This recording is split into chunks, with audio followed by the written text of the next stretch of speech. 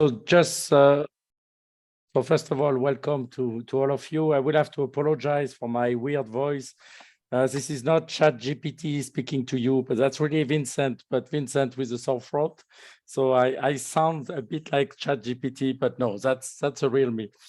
And you will notice it by the Franglish and the poor English anyway. So glad to have you back. The reason why we record all the session is because we always have some members who cannot attend, and then these videos later on are made available to all our members. So if you have not, I mean, the first session was recorded too. So if you want to go back to it, you can watch it. We have a YouTube channel on the KMGN. And on this different YouTube channel, you can find also all the past events, the past courses we have offered, and so on. So we start to have quite a large number of resources available now freely for everyone who wants to learn more about it. Great. So thank you for joining once again. Let me share my screen, and I will make just a few announcements, and I will shut up.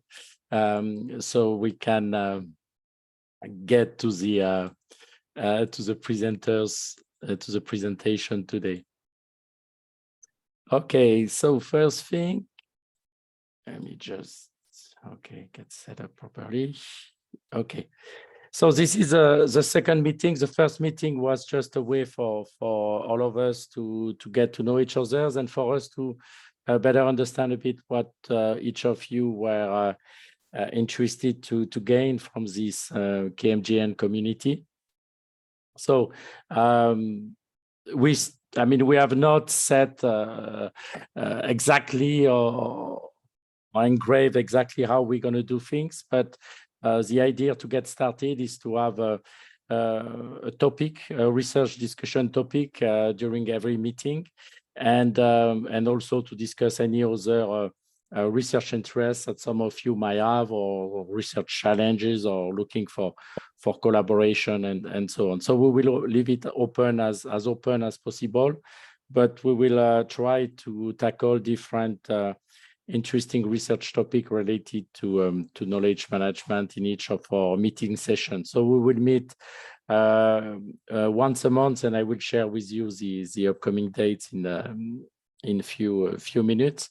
And so the idea was to have also sessions that last 1.5 hours. I mean, we know that some of you might not be able to stay the entire time, but we thought that's the time which is usually needed to engage into discussions and proper conversation. So like I said, our next upcoming events have been scheduled for the next one on May 17th. Followed by one in June 21st. And then we will not have one in July, but we will have one in August, on August 17th, same timing as of today. So 12 to 1:30 UTC time. So we will keep you updated on all this event and topic of discussion and so on, but just for you to pencil them in your calendar already. So let me paste this in the chat. So we have some of you already joined the WhatsApp group. This is a way for us to keep interacting or sharing whatever we find interesting in between meetings. I mean, it's not that you have to join, but if you still want to remain connected in between meeting session, feel free to join. So you can scan this QR code, or I just pasted in the chat the link that should take you to the WhatsApp group. So we already have, I forgot how many members joined, but we already have a pretty good number of members who joined the online community. Yes, please. We have 22. 22. Okay, great. And as I was saying early on, I mean, since the beginning, we got around 60 people interested in joining this COP. So of course, we will not always, not everyone will always be able to join. But like today, we're already 24 of us, which I believe it's a great number. So again, we want to try to keep it as informal as possible, okay? And so we will try to, I mean, again, open up and feel free to speak up at any time and ask question or propose suggest some ideas or whatever. We are really open to. It's a community. We are here, Moria and I, to facilitate it. But feel free to propose ideas, to lead some project or some ideas. We are really open to anything. So the topic for today is around knowledge hiding. So I got the chance to have worked and to know two researchers that have been very recently or still currently active in this domain. So that's why I thought that it could be a good starting discussion topic to invite Carrie and Saša to join us today. Without spoiling their presentation, I mean, a lot, as you know, has been written about knowledge sharing. I mean, that's really a big core of the knowledge management research and what are, I mean, factors that leads to knowledge sharing. But I mean, over the past years, there's been a very strong interest to also look at what drives people to hide knowledge, which are not the same. It's not like the two sides of the same coin. I mean, there are other factors, other indicators, or other environment or behaviors that leads to knowledge hiding. And I think that's what Carrie and Saša will present to you today. I mean, through their presentations. So let me first briefly introduce Carrie.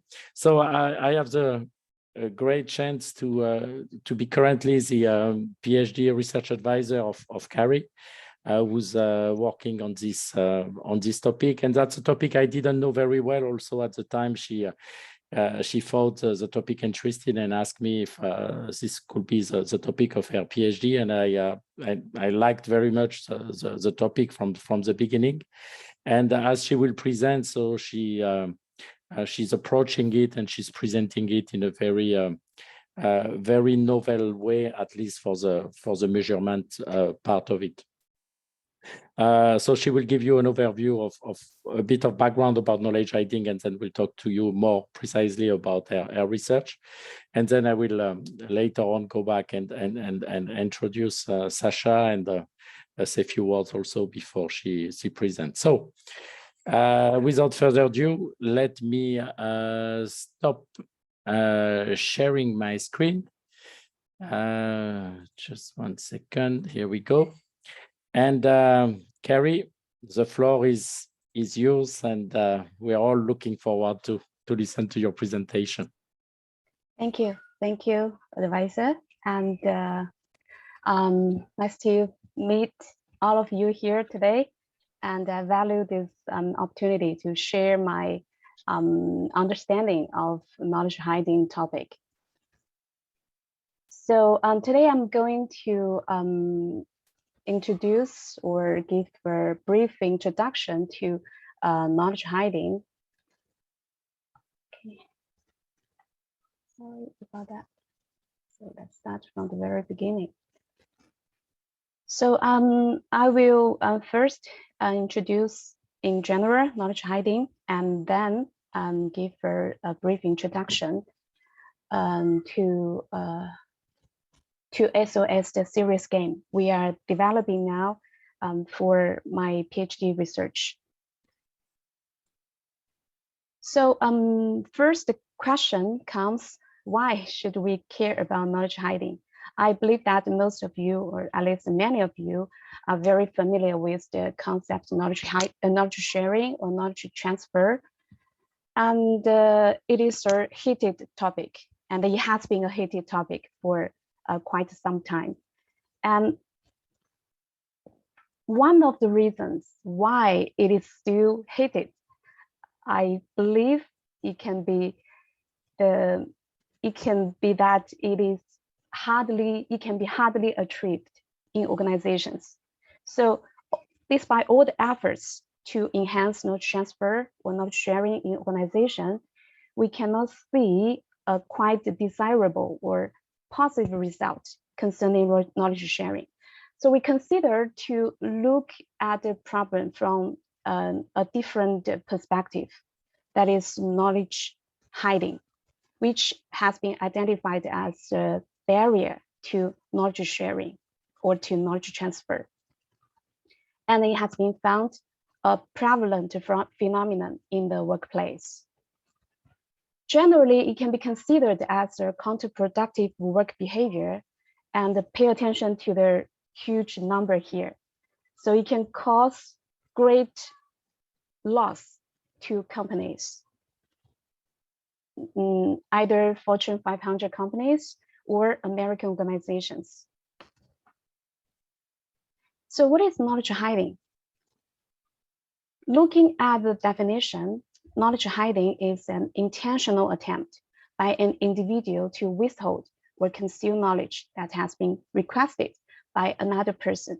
So we can see there are two distinctive features of this behavior. So first, it is intentional. And the second, there is an explicit request made by another individual in the organization. And it is different from several related constructs because knowledge hiding does not necessarily involve an intention to harm others or to harm the organization. It makes it different from several behaviors like counterproductive workplace behaviors, aggression, social undermining, incivility, and also knowledge hiding is not necessarily deceptive under some situation. And we will get back to this in a few minutes. And knowledge hiding has another very, there's another very similar or relevant concept, knowledge hoarding. The difference between knowledge hiding and knowledge hoarding is whether involvement of a request, whether a request is involved in the interaction between the knowledge seeker and the knowledge holder.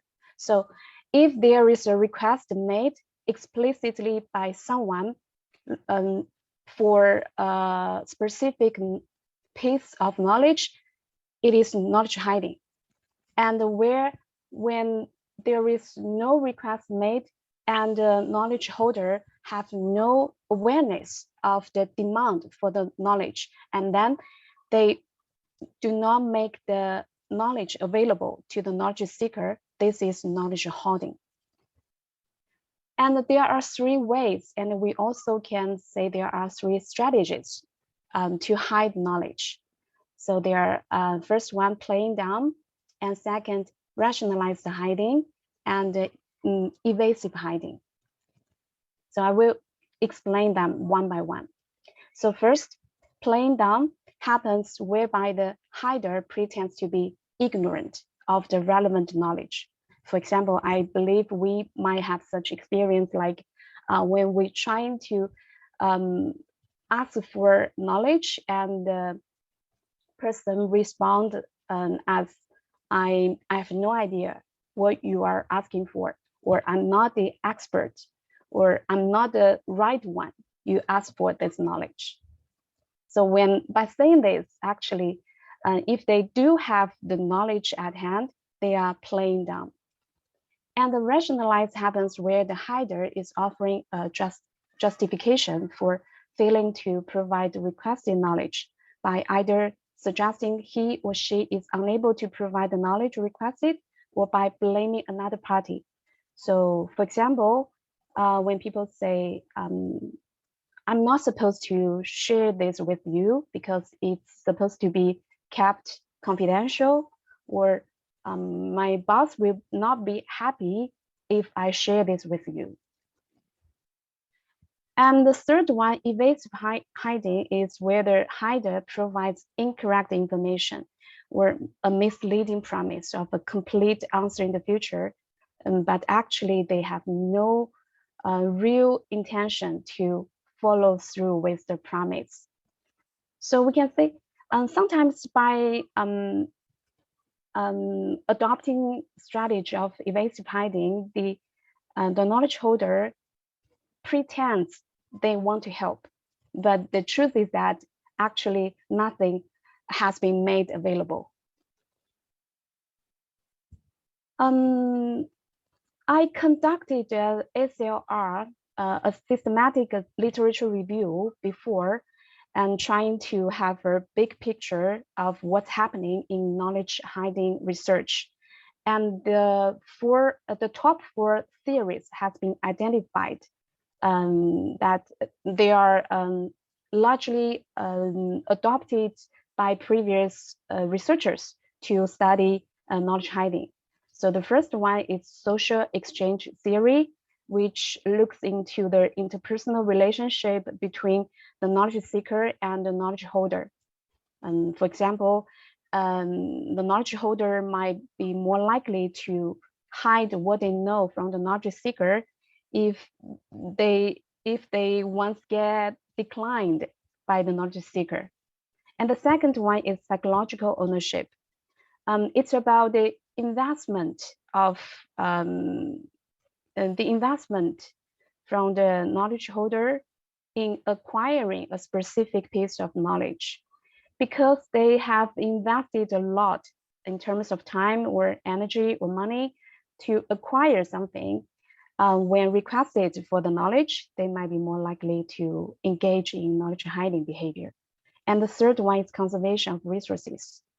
So when people consider knowledge as a resource and they want to preserve their resource as much as possible, and they want to protect the knowledge from losing, they might also turn to knowledge hiding to achieve this aim.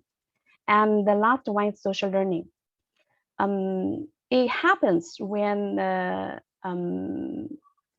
individual experience particularly antisocial leadership, and they sometimes may turn to knowledge hiding as an action of revenge to get even in their work environment.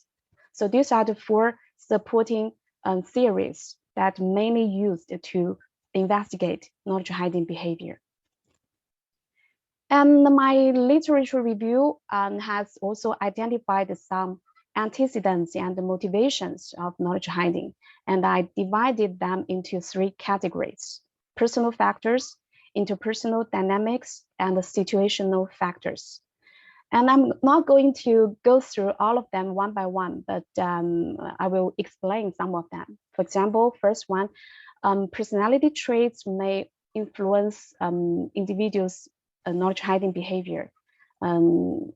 People with a high sense of competition may be more likely to hide what they know from their colleagues. And emotional exhaustion. When people feel emotionally exhausted, they may hide what they know. And personal perceptions like psychological entitlement. And so if they feel they are psychologically entitled in the organizational environment, they can engage in knowledge hiding. In terms of interpersonal dynamics, like trust may promote and contribute to knowledge sharing. This trust has a significant influence on individuals' knowledge hiding behavior.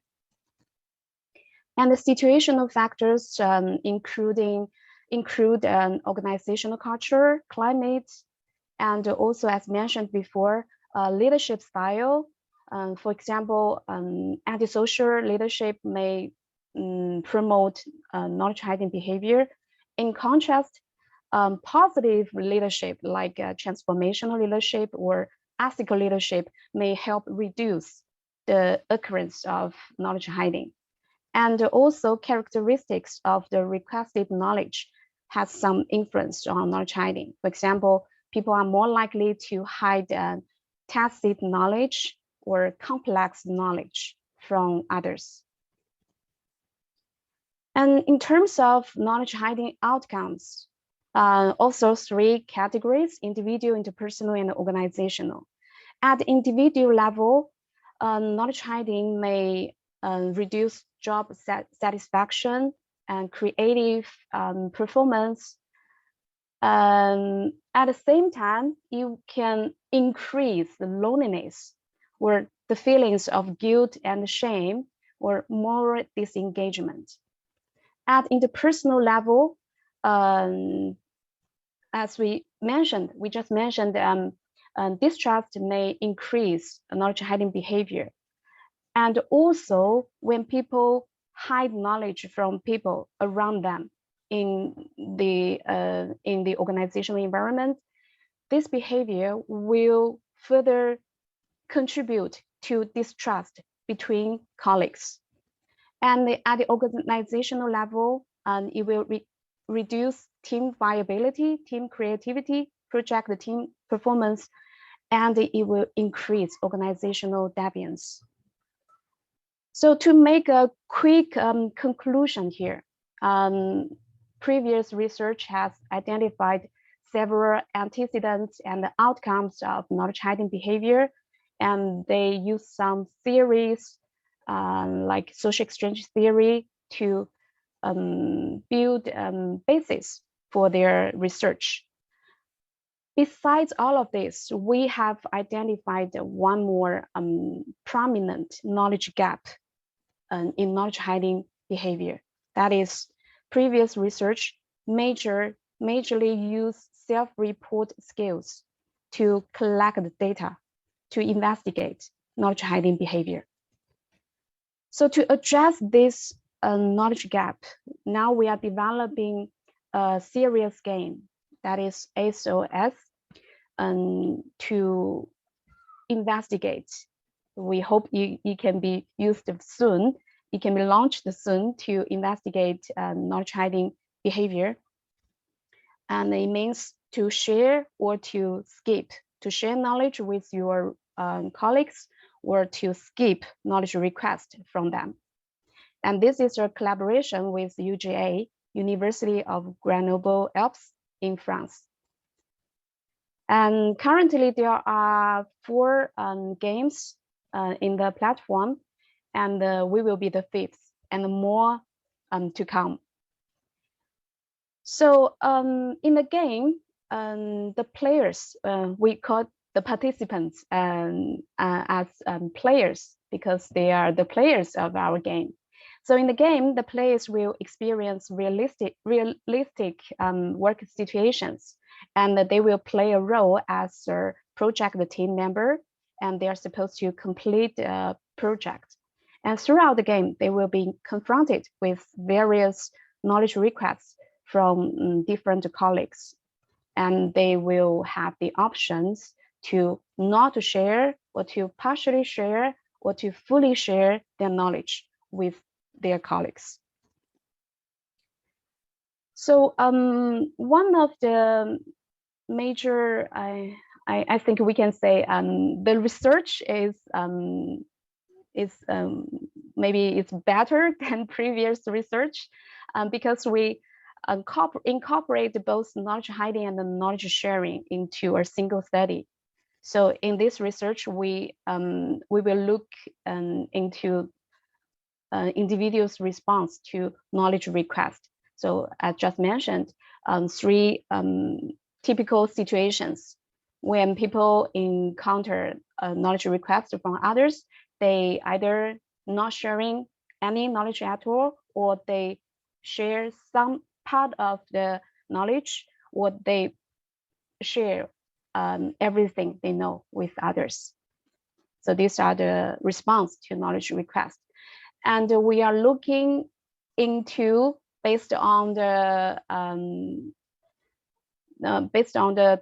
top theories mentioned before, we are going to look into interpersonal relationships in the game, and psychological ownership, which means the attachment to a specific of knowledge, and also scarcity of knowledge, which means the value of knowledge. And in the game, there will be some simulation of different media, which means the request will be made via different means We have email and instant message and also video call. And we also pay attention to the influence of hierarchy. As we mentioned, people respond differently, maybe to knowledge seeker with different rank. They may respond differently to a superior than a peer coworker. So these are the things we are going to involve in the game. And here comes the research model to make it more clarified.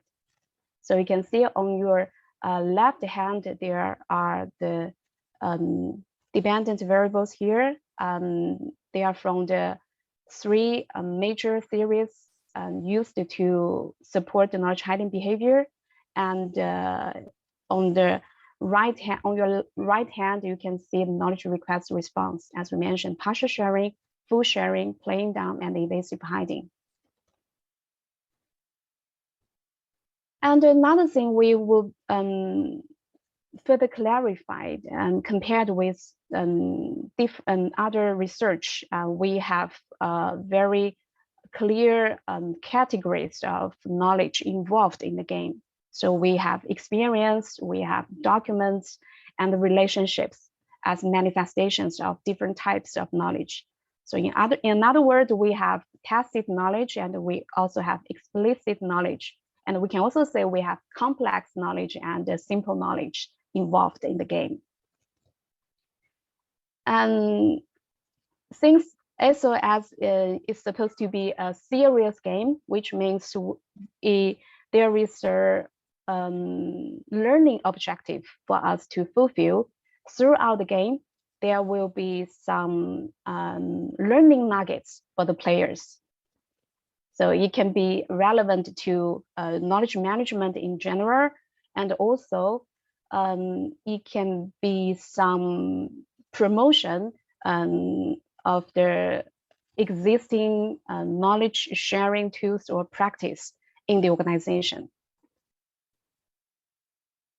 So in terms of the benefits for the players and also for the company as a whole, first, the participation will be free, and every individual participants will get a customized report concerning their response to knowledge request. And there will be a company report including recommendations to get knowledge sharing behaviors involved in the work setting. And it is also an opportunity to promote existing knowledge sharing practices in the organization. And the participation will be anonymous, and all the data will be kept strictly confidential. And another important thing is that we can customize the game to a specific company environment to make it more realistic and more relevant to the real working environment. So that's all for my presentation, and I would like to answer any question you might have, or to further explain if there is any details that's supposed to be further clarified. And also, I'm happy if you have any of you have interest in participating SOS game as individuals or as a company, and you can contact me personally maybe after today's meeting. Okay, so I think that's all for my part, and I welcome any questions from you. Thank you. Thank you for your attention. Thank you very much, Carrie. I could see already. Sorry, I could see already some interesting questions and discussions happening in the chat. So maybe I will ask Stu. Would you mind opening up the discussion? And again, anyone can answer. I mean, Carrie, Saša, or anyone in the audience who would like to reflect on the Stuart question, please feel free to do that. Stuart. Thank you. Yeah, well done, Carrie. It's great to see this being looking into. It's an important topic. I just found myself when you did the literature review part, noticing that a lot of it had a negative connotation to it. That it was a morally bad, not to share. I know in the Muslim world, I was in Dubai a little while ago, and I was told that it's a sin. If you have knowledge that other people need and you don't share it, it's a sin. That's a really interesting cultural thing that does have a moral side to it. But I found myself wondering, there's quite a few times when I don't share personally, where it's not, and I'm wondering about the word hiding. I'm not hiding it like I don't tell you. I'm happy to tell you I know how to do it. I just don't have the time to tell you, to transfer that expertise to you or your team. And so there can be negotiations around that, and there's sometimes where I can. I just wondered if that's part of the definition of hiding, or whether hiding requires the deception piece, where I say, I don't know.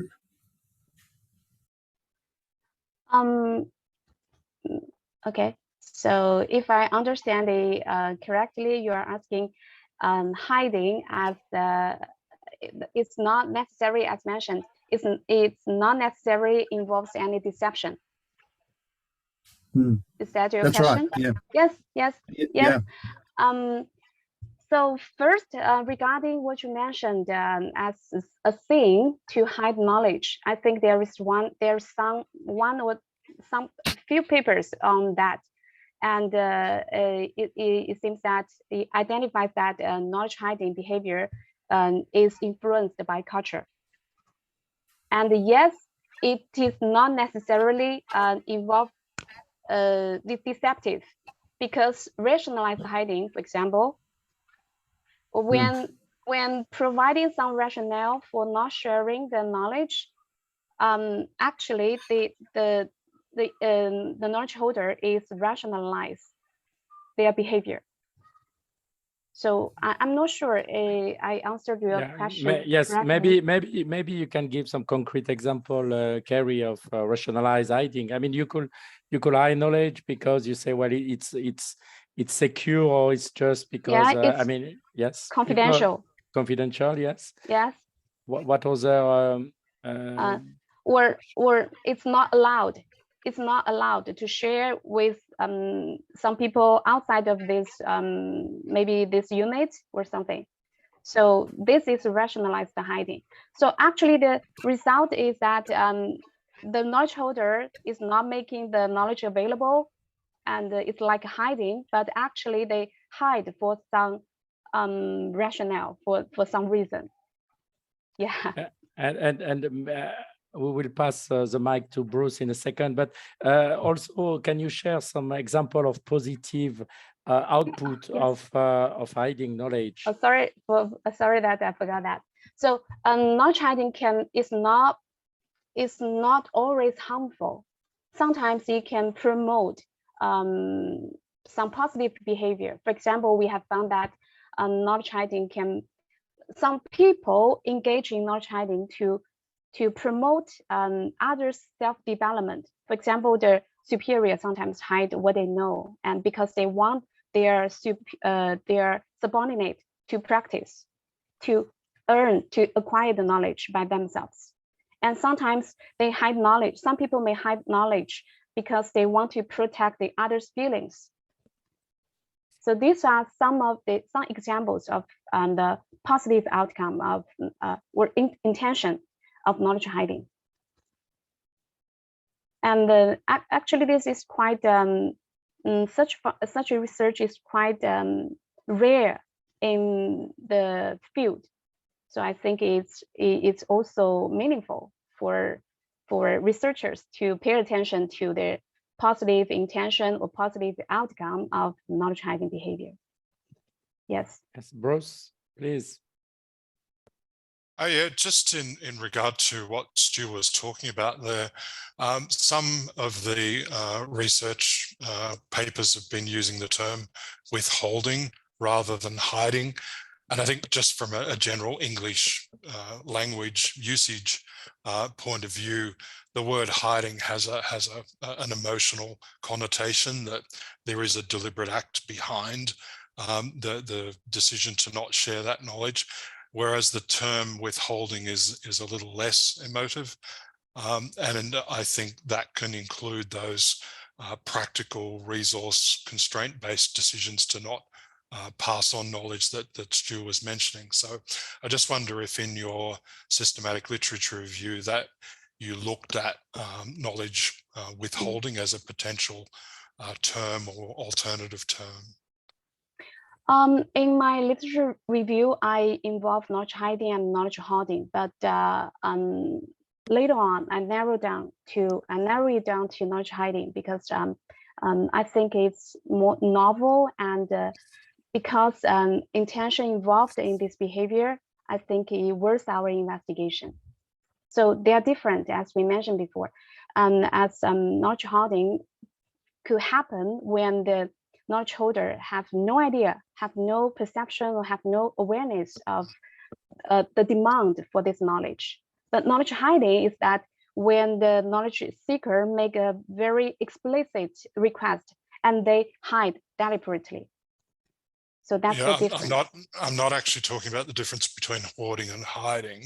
I'm well aware of that and have published articles in Real KM magazine on that particular difference, picking up the definitions and also various literature reviews in that regard. My question was about the term withholding in particular, and whether you looked at that in your review. No, I focused on knowledge hiding. I encountered some of them, but I didn't have I didn't dig into this topic. Okay. Yes. Okay. I think it could be worthwhile to actually look at that as a potential term. And one of the reviews that I did publish in Real KM magazine suggested that there needed to be some further investigation into the terminology, because even if KM defines particular term like hiding as being intentional but not deceptive, just that word hiding brings to mind, in general English language usage, the intent to deceive people. So, if I'm hiding something from someone, I'm actually doing it to deceive them and to prevent them seeing it. So yeah, I just think maybe just for the usability of these concepts, we need to explore the terminology definitions a bit more. Thank you for your suggestion and for your information. Actually, we are now we have a paper regarding the terminology thing, because the title of the paper is "Can we really hide the knowledge?" Okay. So yeah, so it means because we think that the knowledge, and when we define knowledge as a potential ability to do something, to do things, the ability to do things, or the practice. Hello. Actually, it cannot be hidden. Okay, yeah, well, that sounds like it would be interesting to look at, but yeah, so yeah. Okay, Nicola, would you like to? I can see your head. Yes. Thank you, Carrie, for your presentation. At the very beginning, you four theories behind the knowledge hiding, and then it's not very clear to me what is the distinction between the motivation of the hider on the case 2 and 3. To me, it's still a defense, a protection. So if you could maybe clarify with the distinctions between these number 2 and number 3, I don't remember exactly. You mean rationalized hiding and evasive hiding? Is that Probably what you mean? To remember exactly, but I remember the 4 theories, and then you have the different columns and what is. And I have the perceptions that the drivers are the same for 2 and 3 if you are the knowledge hider. That was my perception. So what is the difference between the two? That's my question in this context. You mean motivations? Or I think Nicola is speaking about the different strategy of hiding, how people, strategically, I mean, what methods they use to not answer the request, right? So yes, that's rationalized hiding and the other one, Evasive hiding. Evasive hiding. Is it correct, Nicola? Is it the one Was one study psychological? There were 4 theories that were supporting the analysis. Oh. Okay, Oh. that's different. Yeah. Okay, 4 so you meant, and so I you want to, I don't see the difference between 2 and 3 for the motivation on the person. It's once it's about defense, and I really feel that both of them about defending. I'm defending what I know, so I refuse any threat of, well, I want to protect myself, basically. okay, so let me get back to the slide first. And here, right? Is this one? Yes, that's the one. Yes, Okay. and between 2 and 3, ownership, the territorially and conservation. These 2 are very similar to me. Psychological ownership and territoriality theories. So the motivation here for this is to willing to investment of the self for psychological ownership, and for conservation is willing to protect one's knowledge resource. So for a psychological ownership is that it's relevant to one's investment, as for example, for a hard-earned piece of knowledge, people invest a lot of time, a lot of energy in acquiring it, so they might be more likely to hide such knowledge from others. And the conservation of resource, and here we consider it as a resource, and the people,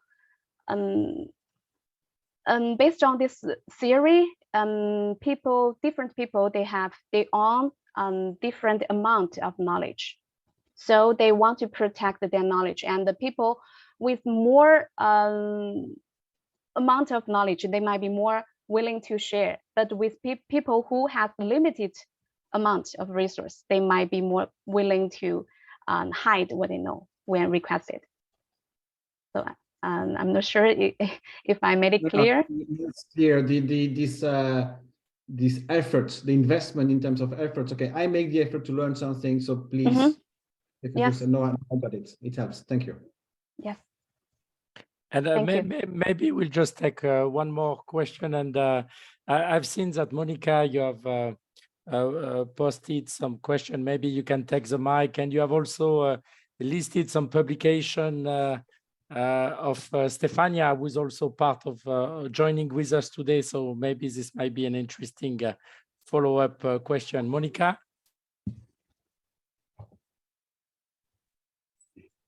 I wrote in the chat because I prefer to write, because my English is so poor to speak. I think so. And I wrote because I did a research related with losing and forgetting knowledge, organizational knowledge.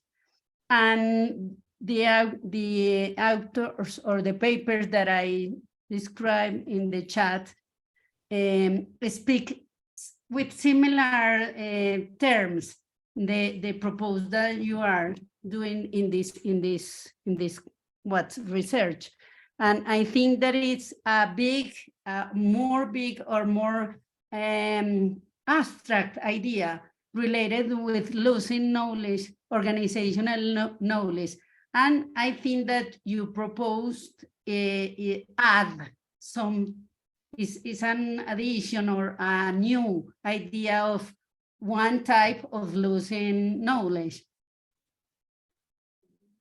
I'm not sure if I'm clear, because my English is so poor to speak.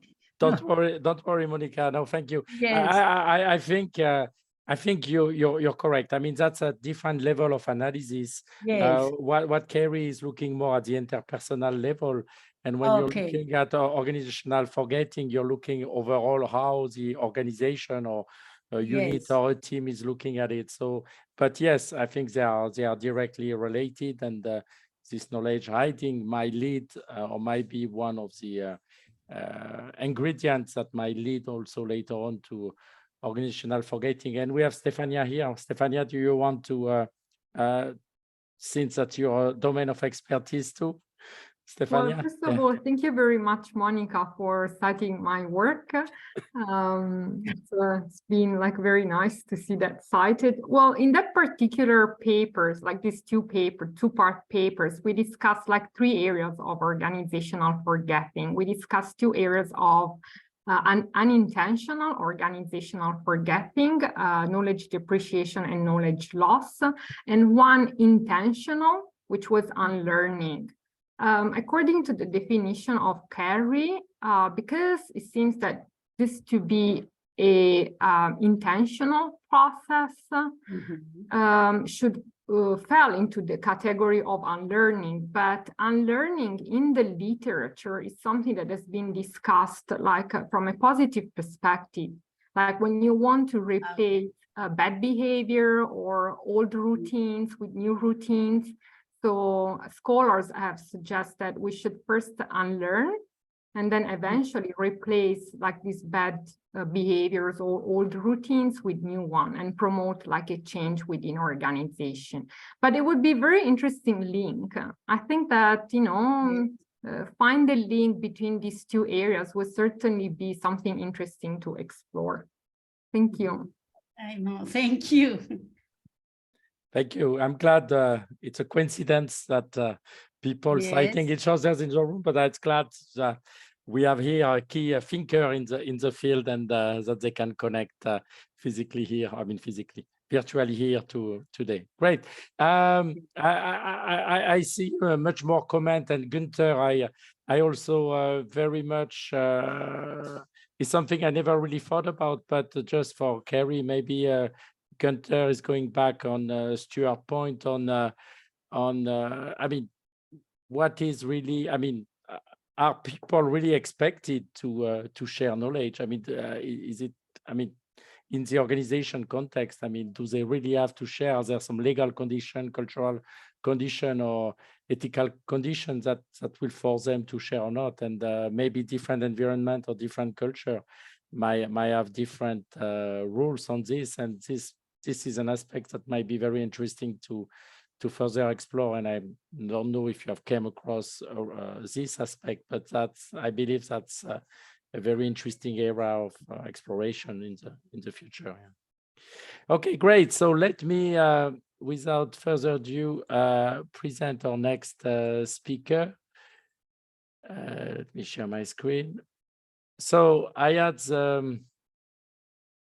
can you see my screen? It's showing a bit bizarre on me. Yeah, is it full screen? Oh, here we go.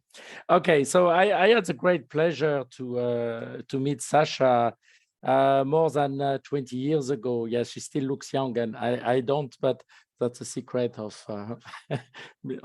some knowledge I didn't get, I guess, or she has been hiding from me. I get older, she didn't.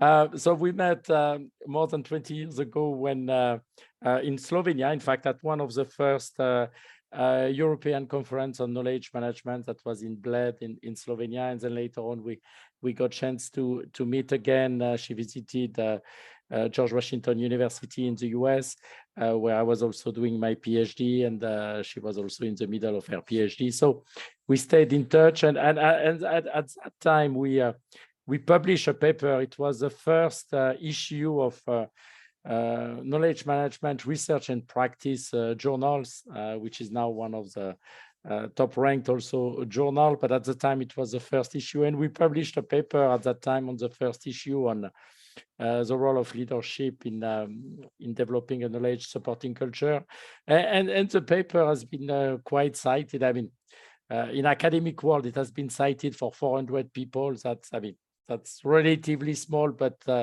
for us in academia, it might means a lot already. So, but so I'm glad that I mean, we have been stayed connected since then.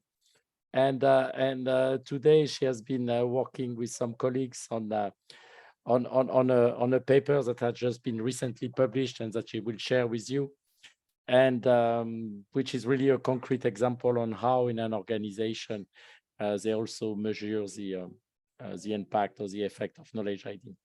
Okay, so without further ado, I'm pleased to introduce Dr. Saša Dr. Saša, the floor is yours. Vincent, thank you so much for these nice words. It really is, quite a long time ago that we met, but having such a dear friend all these years is really valuable. It's precious. So thank you so much.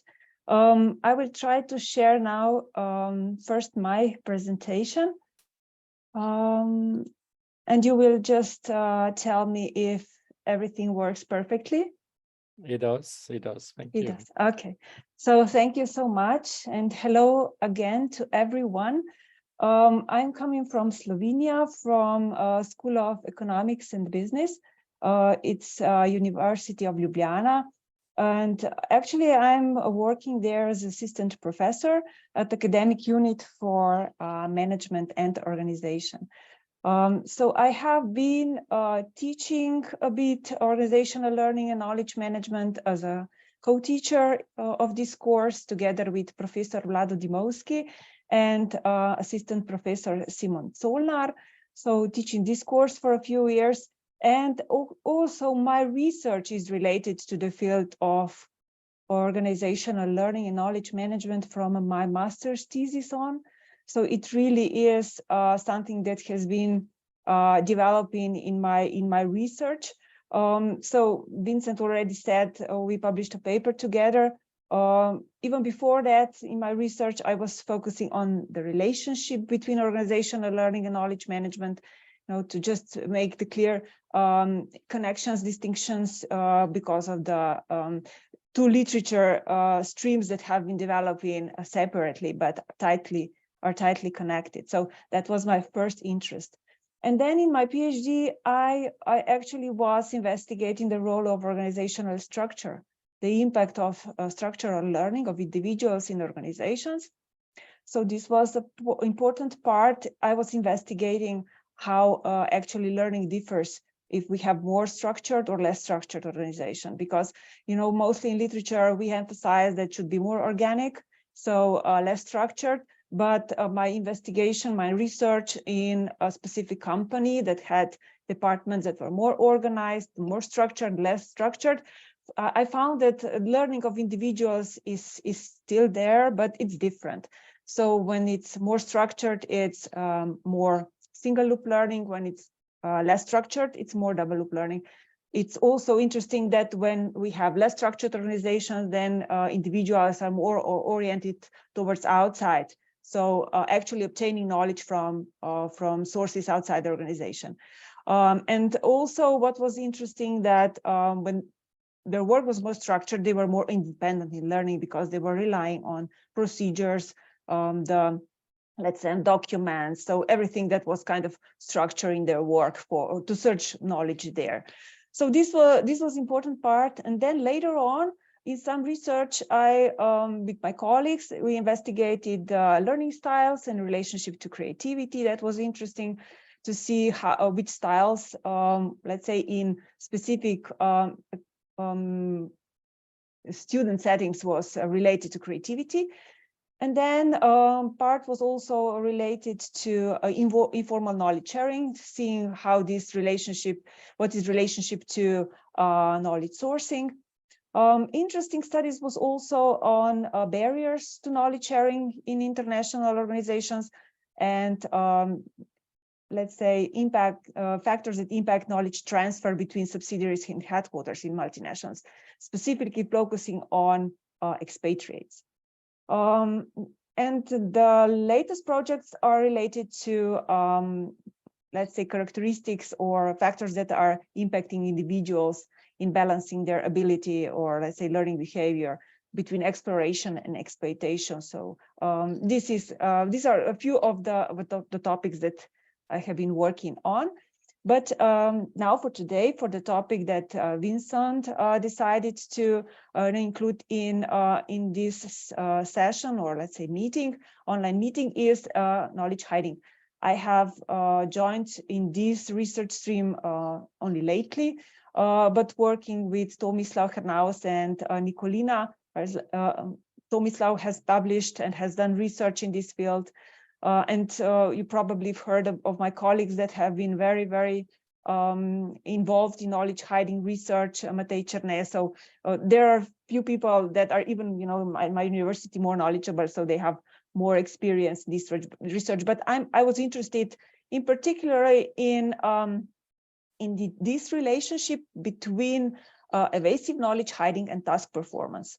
So that was the topic that we decided to investigate.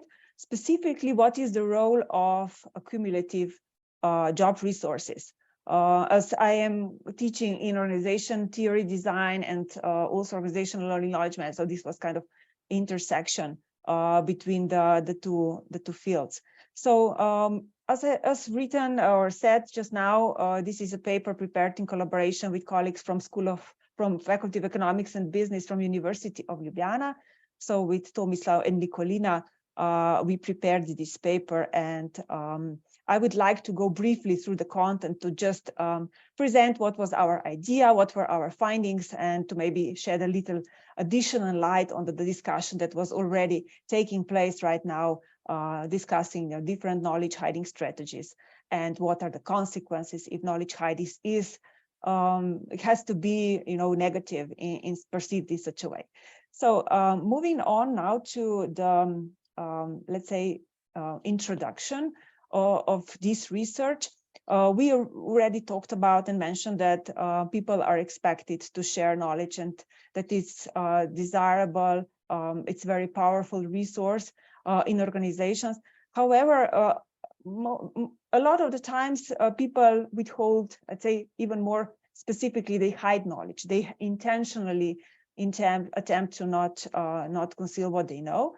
And as Carrie already explained, and you talked about, there are negative consequences that are associated, and there has been a lot of studies devoted to that, specifically that actually decreases job satisfaction and task performance of individuals, that it actually increases distrust, so it's damaging to their relationships. Actually, due to knowledge hiding, people also decide to leave the organization. There have been negative consequences also for innovative performance, for organizational citizenship behavior. Even negative consequences were found on team organizational performance. And you are you are involved in knowledge management field, and you have already researches. You have been finding this focus on the negative consequences. But there have been, let's say, calls for more positive view on this behavior. Particularly, even Conley explained that it might be to protect employees, protect organization, co-workers. There were also findings in the latest research that it actually increases task performance, and that it might lead to well-being, to increase well-being of employees. So there are indices that there might be more to this story than just this negative perspective. So we decided to focus in our research particularly on that, because the kind of inconclusive nature of these findings previous, we decided to investigate further knowledge hiding task performance relationship, and also specifically focusing on one of knowledge hiding strategies, because in the literature it is a multidimensional construct. It has been addressed as such, so combining all three strategies together, but literature calls for different, let's say, separating them and investigating them individually, just because there might be different factors that are contributing or impacting them in different let's say outcomes of these different strategies. So this is the first motivation for our research. And the second one is that we coming from the field of organization design, organization behavior, and HRM. So we are aware that context is important, and these practices impact or behavior of employees. And there also have been some studies that address job design as an important, let's say, contextual factor. So it was our interest then to see, when we talk about job design, specifically job resources, to see if job resources are important. They play an important part in this performance consequences of hiding. So this was then the second part, and this comes from what Carrie mentioned, conservation of resources theory, that actually knowledge is a valuable resource, and that we are aware, or less cautious how we use our resources, how we use our knowledge. And we were then interested if we provide employees job resources, compare them to the knowledge resources that they have, if there is some sort of replacement going on, so that we enable them to have the same level of resources to execute tasks if we provide them different type of job resources. So what we did 2 multi-source field survey studies. Actually, that was the majority part that Tomislav did. These surveys were first was in academic settings, so among scholars of business and economics, and the second study was in business. So it was in one large bank, and what we did is we did surveys, and we measured then performance. But we tried to measure it more objectively. The one used in academic setting was, let's say, publication track record. And in business setting, supervisors then measured their performance, task performance. We used 2 job resources in this study. We focused on job autonomy and task variety. So job autonomy means that individuals can decide when to do what task, what methods to use, so they have some possibility to schedule their work. And task variety means that they have different tasks that they can do. They can decide, let's say, which tasks to when, so they have more variety of work that they are doing. We did hierarchical regression and conditional process analysis to test first relationships, so the relationship between evasive knowledge hiding and task performance, and then to see whether there is a conditional effect of job resources in this relationship. So we find several theoretical contributions and also implications for human resource and line managers from our studies, but we will focus on that a bit later on. So first, to build a rationale, or let's say build our hypothesis, as Carrick explained, knowledge hiding is intended action to deny help, to not share knowledge. The reasons she mentioned are different, can be personal, knowledge is power. The second is relational, that there might be distrust, there might be competitive environment in organization, or situational workloads, time pressure that we, I believe, are very, very familiar and commonly faced with in our working lives. So the strategies that she mentioned, the 3 basic strategies, evasive hiding, playing dumb, and rationalized hiding, have been studied as set commonly together as one construct, but as set focusing on a specific of each of them would give us more insight about antecedents and consequences. So we decided to focus on evasive knowledge hiding because literature reports that this is prevalent and most deceptive knowledge hiding strategy in organizations. I myself, I am really, devoted, in my convinced that knowledge sharing is important in organizations. So I'm a believer, let's say, of this, that sharing knowledge means that as an organization, we have several benefits, and we are not wasting time, energy, and money because we are reinventing the wheel or, discovering the same things several times. So we have focused here on evasive knowledge hiding, and the relationship to task performance has been studied previously, as said, mostly negatively associated. But the thing with these studies was that they have focused primarily on, let's say, self-reported measures of outcomes, or maybe peer-reported. But we wanted to see whether we can do more objectively with supervisor rating or some objective measures. And another thing that was coming from the literature lately is that there might be positive relationships. So there were studies that indicated that it was positive also for task performance. So this was the outcome that we focused on: task performance, how they are performing their work tasks, formal job responsibilities.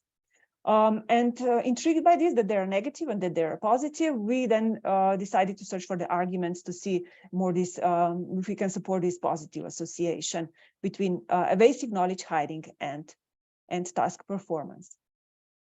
As said, we are building on conservation of resources theory, and this was our theoretical base. that this is actually basic motivational theory that for survival we have the need to acquire and conserve resources. So this is our evolutionary need. And in organizational settings, that would mean that actually also we are obtaining, let's say, conserving resources and trying to get additional resources to meet our performance goals. The resources in organizational settings are personal resources, so the knowledge, the time, the energy that we use, the cognitive resources, and then also the contextual, so job, group, organizational. So these are different types of resources available, and we decided then to combine in our research knowledge as a personal resource, and then put into play or in the relationship and investigate the role of job resources. When we are faced with a request for knowledge from our coworkers, from this perspective of this theory, we are then probably threatened by a resource loss. So we are threatened that we will have to invest time, energy, so these volatile resources, and provide knowledge to our coworkers. And in this case, this might jeopardize our own task performance. So we might be then protective of our resources, of our knowledge, this knowledge that is perceived as, let's say, bargaining power, competitive advantage, would not be that valuable to the organization. So actually, this kind of brings rationale for this first hypothesis that when we are evasively hiding knowledge, actually this is positively related then to knowledge holders' task performance. Now, moving on to the moderating role of cumulative job resources, we are aware of the human resource practices and job design practices that impact. These are, let's say, conditions, situation in which or behavior takes place, so even knowledge hiding. So we were searching if this is a kind of important boundary condition for this behavior. And particularly, we went from this conservation of resources gain-loss perspective that individuals are on one side protecting the knowledge, the resources that they have, but they are also happy to obtain additional new resources if they are available, provided to them in organization. So we are focusing now on job design as one of these boundary conditions, and specifically on job resources as characteristics that are provided to employees on their job, in their workplace, to enable them to cope with, let's say, workplace demands, to cope with the tasks they have to do to perform on the job. So job resources really help them to achieve desired, tasks. And if individuals would not be provided with these resources, we anticipate then they would conserve their own resources even more. Or, they would take advantage of this abundance of resources, so having more of them, and then continue hiding. So we focused on job autonomy and task variety as two job resources, and then investigated what is the relationship to actually their relationship in the investigation of knowledge hiding performance consequences. There have been some research studying job design, that it is important in knowledge sharing. And the research that indicates that it might be also relevant to address it in knowledge hiding context.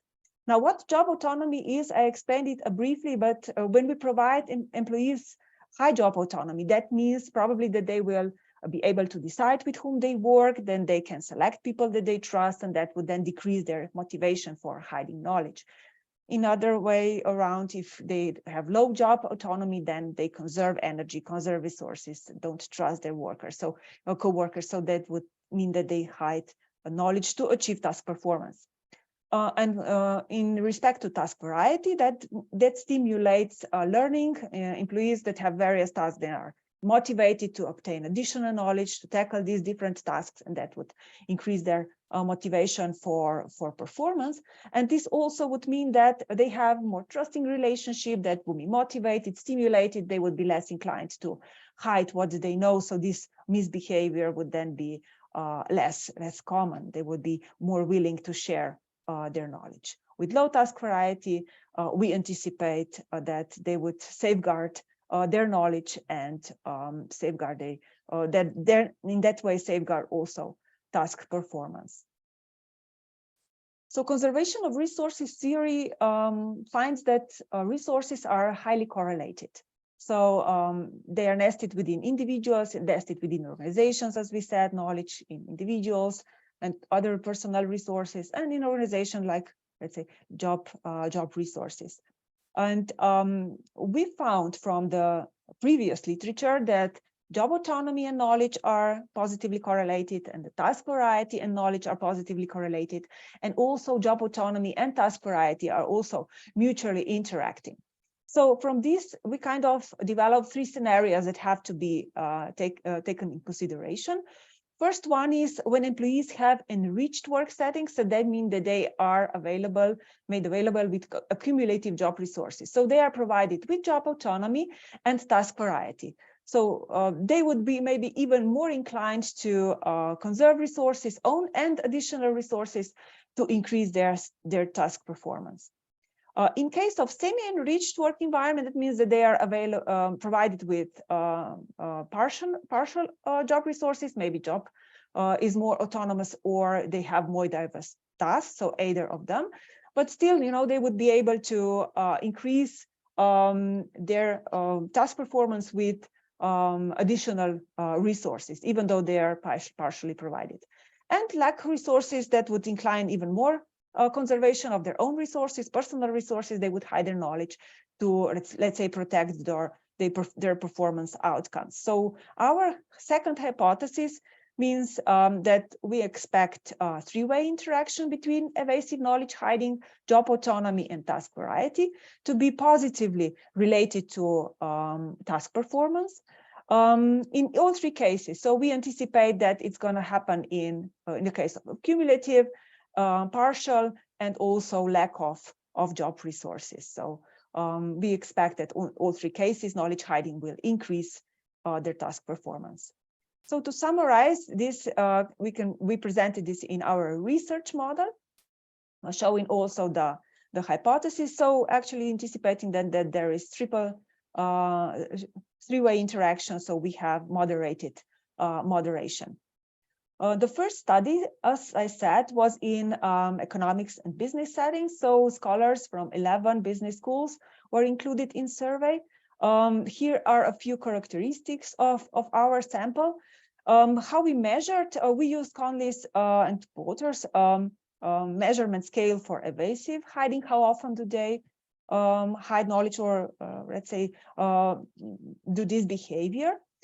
For job autonomy and task variety as the two job resources, we use Morgenson and Humphrey scale. So this is work design questionnaire. And then for academic performance, set publication rate. So we collected this total number of publications, and so the scholars reported, and this was then divided by academic job tenure squared. So to take this consideration that we have diverse let's say sample in regard to development of the academic career. We included some control variables, the usual suspects, let's say, but also included knowledge self-efficacy as a potential important personal resource. The hierarchical regression analysis and conditional process analysis were then performed to test our anticipated relationships, our hypothesis, and to share briefly the results with you. Of this first study, we see that job autonomy and task variety are presented. Let's say that they have autonomous jobs and that have various tasks. Survey included academics, and also results show that there is a positive correlation between job autonomy and task variety. Evasive hiding is also present to some extent, but we could not find any significant correlation with job autonomy and task variety. But what we found is that evasive hiding is positively correlated with academic performance. So this was descriptive statistics. And then we did multiple linear regression models. So the first model supports our hypothesis one, that actually evasive hiding has positive effect on academic performance. And then we did also two-way interactions, investigating whether there is a significant moderation effect of job autonomy and then task variety. And then in the last model, the model 4, we checked for the three-way interaction. And this coefficient was significant and positive. This indicates initial support for our hypothesis too. But then we did a graphical representation of 4 simple regression lines. And our simple slope test revealed that there are 2 significant curves. The first one that was significant is low job autonomy and high task variety. And this shows that actually when academics were hiding knowledge, they decreased their task performance. So academic performance decreased in this case. This is not supporting, actually, it's the opposite of what we anticipate in our hypothesis 2b. But hypothesis 2c got support because it showed that when we have low job autonomy and low task variety, when they were hiding their own resources, then this increased their academic performance. So this provided support, some support, let's say, for our second hypothesis. And then in the second study, we did a research in one Croatian bank, so one large bank, to let's investigate the same relationships. And we use also the same measures for evasive knowledge hiding, job autonomy, and task variety. However, for task performance, we included in our survey also their direct supervisors. So they were included to assess performance of either 1, 2, or 3 subordinates to evaluate how successful are they with performing their tasks. We also included control variables. We added some context-specific ones. Particular information processing and job complexity are 2 job demands to see if they have a role in this relationship, and then proactive personality as a personal resource, and then some other than the usual suspects, let's say. We did the same procedure in this second study. And what our results, so descriptive statistics show the job autonomy is lower with bank employees, task variety approximately above 4. And evasive hiding was, the average was a bit higher than in the previous study. So the correlation between job autonomy and task variety was again positive and significant. What we found also is that the relationship between job resources, let's say job demands, and evasive hiding have been positive, have been negative and statistically significant. The let's say correlations between job resources and evasive hiding were not significant. And the correlation did not even show significance for relationship between evasive hiding and task performance. However, doing then the multiple linear regression models, this indicated first, so the model 5, that evasive hiding has a marginal, let's say, positive effect on task performance. But even later in the model 8, the direct effect was significant. So this is providing support then for our hypothesis 1. And in the model 8, we also see that three-way interaction is positive and significant, supporting our hypothesis 2. Then we again did analysis, simple slope analysis. So we were able to again get statistically significant lines, 2 lines.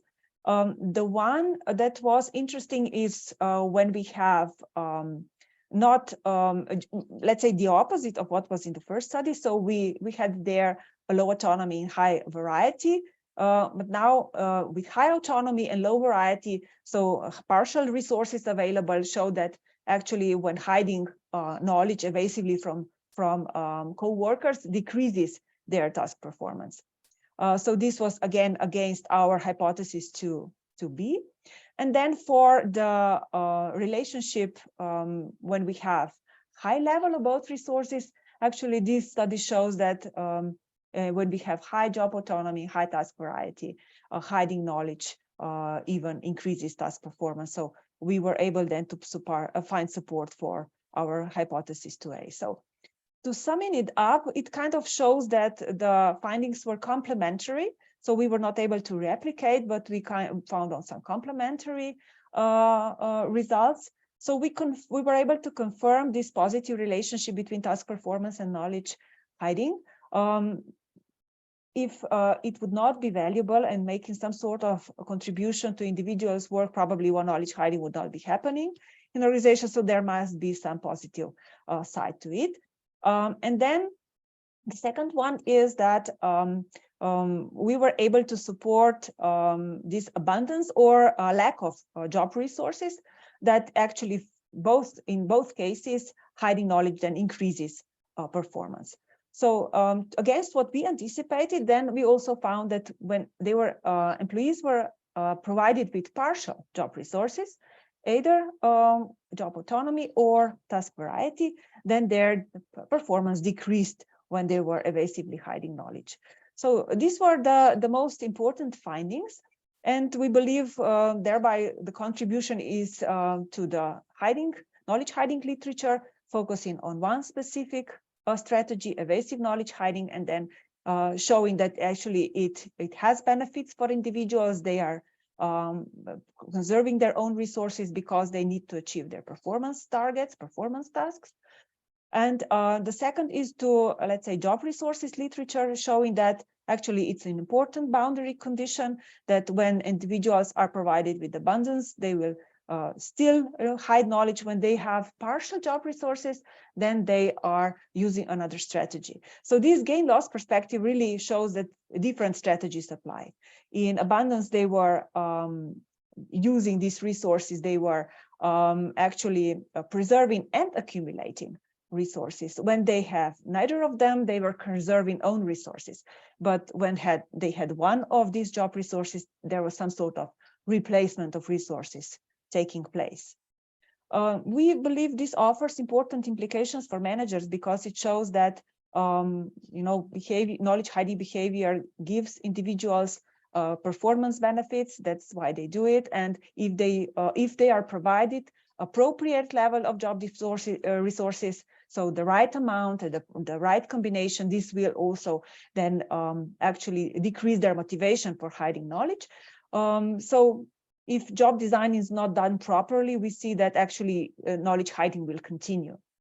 And another important implication is also for practice, for knowledge management, that when we are having strategies oriented mostly towards positive behavior, knowledge sharing, we are missing the point where we have to also decrease more negative behaviors like evasive knowledge hiding. So we have to consider other strategies alongside, let's say, providing culture and appropriate leadership and so on, and consider job design as one of such important strategies. So there have been several limitations to our study. Absolutely, taking short-term and long-term perspective would be valuable. So a longitudinal study. We believe that we contributed, at least with that there is more to this relationship, and that we are convinced that it will encourage other research in this field to study more what are also these positive or maybe long-term compared to short-term compared to long-term consequences that might be detrimental then to task performers in the following, let's say, weeks or months. It also is important to consider performance from multiple, let's say, dimensions. Even as academics, we have to teach, we have to show our excellence in pedagogy and also institutional roles. The same is also performance in business settings, when we can talk about contextual performance and even creative performance. Another possible extension of this study is also multi-level analysis, because we can talk about performance on individual, team, and organizational level. So it would be interesting to combine this in one, let's say, study, investigate this further. And even from the side of job resources, this could be extended because there are other job resources that could be included, and also job demands, as seen, could be interesting in this relationship. So there there are potential future ways for extending this research. So this brings my presentation to the end. So this is also my email address, and you are welcome to contact me if you are interested in doing some further research. This is also a citation of the paper that is forthcoming in personnel review. So you are invited to read it and maybe contact us, maybe stay in discuss future potential research collaboration. In this field, as you see, it's a lot of questions that are still open and should be investigated. Thank you so much for your attention. I hope I was not too long, took too much time, and happy to discuss this a bit further. Thank you very much, Saša. It's for this presentation and this quite detailed and very rigorous research you shared with us. So in terms of timing, we still have a few minutes left. Do we have any question for Saša related to her research or findings? Yes, Manfred? I just typed in the chat, and this is really important for me if I got you right. The empirical findings you say is that knowledge hiding gives employees a job advantage. Is this true? Just what we found. Yes, absolutely. Okay, wonderful. And this is colliding to the channel management, knowledge management idea for me, you know, because it's important. What we found was, sorry, I would maybe just clarify in this aspect that when employees were hiding knowledge, this gave them advantage in task performance, because we were measuring evasive knowledge hiding as one of the strategies. And on the other side, the outcome was task performance in academic settings and in business. So these were the measures, and the relationship that was found was actually positive, yes. So it makes sense that people are hiding knowledge because they have some sort of advantage. And from conservation of resources theory, it makes sense, because if we have limited time, limited cognitive energy, you know, we have to be mindful how we spend this time. And we cannot respond to every knowledge request, I guess. Particularly research on engagement discusses this, that people with a lot of knowledge are the ones that are most commonly sought after. So they are looked for because of their knowledge with all sorts of knowledge requests, and you know, they cannot respond to every request, and yeah, that would diminish their task performance. And Michael also had a comment. Michael, would you like to share it with Saša? Michael here? I think he had to leave. No, Michael is still here, I think. Yeah, am I unmuted now? Yes, no, we can hear you now, yes. Okay, I was struggling with that. I just kind of put it as that I think sometimes we talk about trying to get people to collaborate or to share, and you get that as like people, you know, espousing that as a value. But instead, what you're saying is you have to design the work and enable the relationships to lower the cost of sharing, if that's what you want, because otherwise people are conserving their energy. There's a reason they're hiding. So if you really want to get knowledge flowing, you have to make that the path of lesser resistance, or the one with less energy cost. That was just what I put, as if that was a fair summary, which sounds like you're agreeing. So yeah. Yeah, it is like that. So we have to be mindful how we design, because when we are making the design decisions, this is important for managers, for line managers, for leaders, that designing jobs really has then maybe, let's say, unintentional consequences no one thought about before. But yeah, if we are deciding this appropriately, then we are kind of lowering the motivation to hide, lowering the reasons that they would have to conserve their own resources. Great. Well, thank you both very, very much, Carrie and Saša, for your presentation today. I think they were really, really eye-opening. Monica, you had a question? Yes, another. No, I'm yes, not okay. sure. I'm not sure in this area. It's possible to change the term resource, because knowledge and human being as a resource in a organization is not the new tendency. I'm not sure if it's possible to think in another way. Yeah, that is a good question. Yeah, I have also challenged with the term, but it is, the theory, the conservation of resources that we are building on, that is explaining these different types of resources and trying to, to speak the same language. We have to be aligned in some way. Yeah, so to make sure that we understand each other, what we say and what we find out. Okay, so we are running a bit out of time. Unfortunately, I will have to close this session.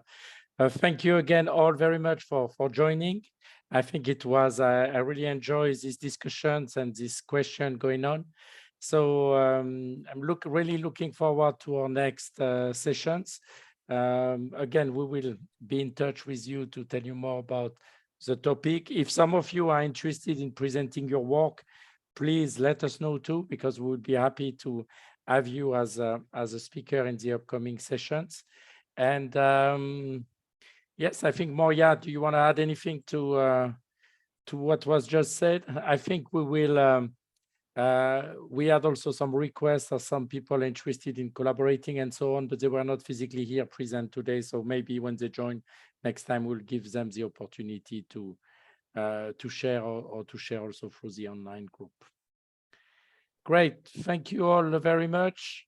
Take a good care and see you back in 1 month. Okay. Thank you. Bye-bye.